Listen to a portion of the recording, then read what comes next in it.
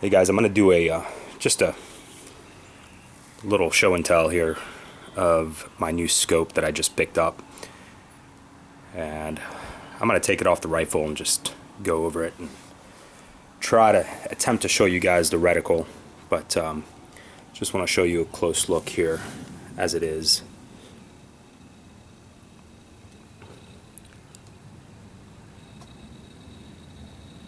Alright, let me take it off the scope and take a look at it. Alright, let's take a look here.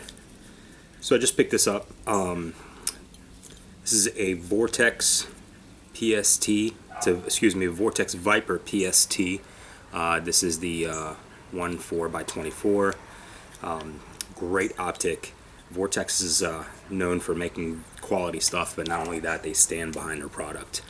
They have a VIP lifetime warranty, meaning no questions asked. I could take this, and if I wanted to, I could take it and crush it with my car, or throw it off a building, and they would just replace it.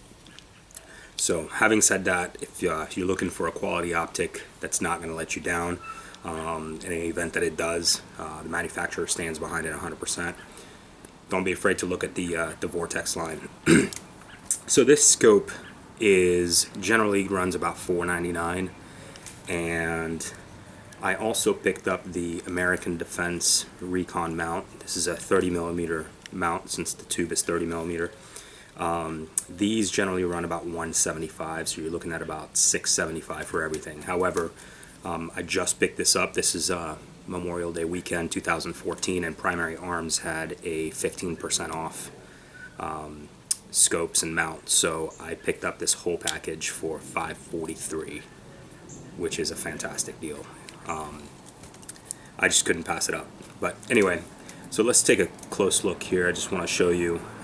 So you've got your exposed turrets here. These are not capped. This is the elevation knob, and just great, just perfect, easy to turn. The clicks are very noticeable. Same with the windage knob. This is for the Illuminated Reticle, and the greatest thing about this is that it goes from 1 to 10. However, in between are off positions. So if I right now it's on off, but let's just say that if I like it at 5 or 6, I can just have it on 6 and then just turn it off. So that way I don't have to go all the way back down to off. So I thought that was really cool. That was a great idea. And let's see if I can show you the reticle here. I'm going to try to go outside. I'm on my deck right now, but I'm going to try to go outside and see if I can show you the magnification here. But I'm not sure you can see it. But here it is when it's not illuminated.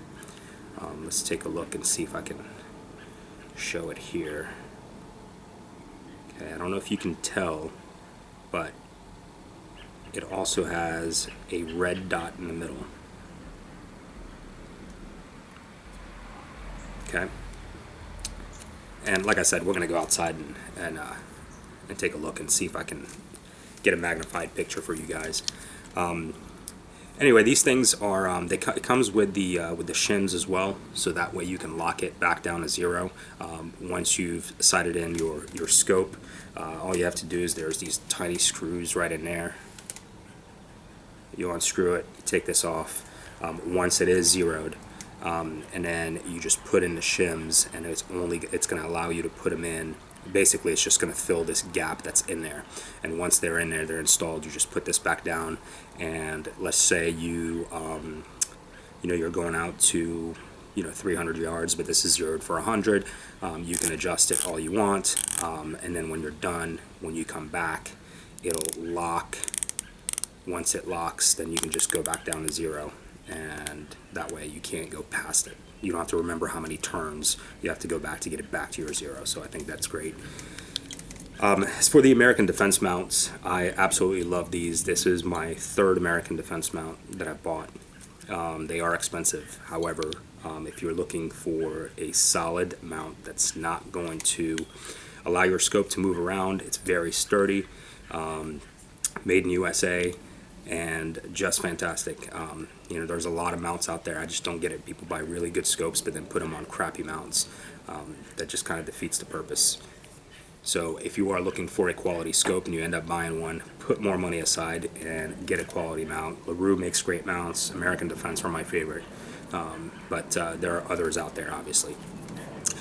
My only complaint so far with this is the magnification knob. It is real tough. I mean, just trying to get it to move is just, it's a real pain in the ass. So I think what I'm going to do is I'm going to get a throw lever. I know Vortex has them and other companies have them, but just to make it easier to switch back and forth between 1X and 4X. So that's pretty much it. Let me see if I can get out there and try to get a good side picture. All right? Okay, so we're going to try to zoom in on that bunny right there. Okay, so here it is at 4X. Hopefully you guys can see the reticle there. Let's see. There it is. I don't know how well it's going to come out on camera, but just to give you an idea here. Let's see. I don't know if I'm trying to.